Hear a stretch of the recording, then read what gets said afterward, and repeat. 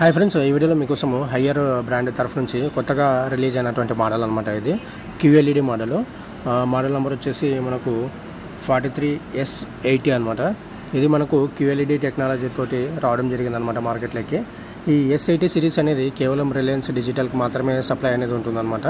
అంతేకాకుండా ఇక్కడ ఫీచర్స్ చూసుకున్నట్లయితే ఇందులో మనకు 3840x2160 క్లారిటీ అనేది ఉంటుందన్నమాట. 170 డిగ్రీ వైడ్ వ్యూయింగ్ యాంగిల్ అనేది సపోర్ట్ చేస్తుంది. HDR10 డాల్బీ విజన్ అట్మాస్, తర్వాత కాంట్రాస్ట్ రేషియో వచ్చేసి 5000:1 ఉంటుందన్నమాట.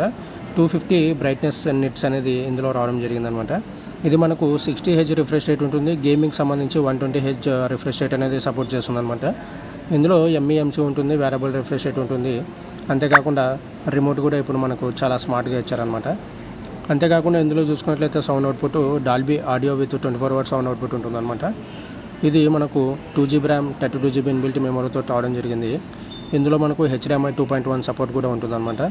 ఇది మనకు గేమింగ్ PS5 కనెక్టివిటీ ఇలాంటిది కూడా మనం చేసుకోవచ్చు ఈ టీవీలోన. ఈ హయ్యర్ బ్రాండ్ కొత్తగా మార్కెట్లో రిలీజ్ అయింది. ఇది మనకు సెల్లింగ్ ప్రైస్ వచ్చేసి 36,990 ఆ మధ్యలో ఉంటుందన్నమాట.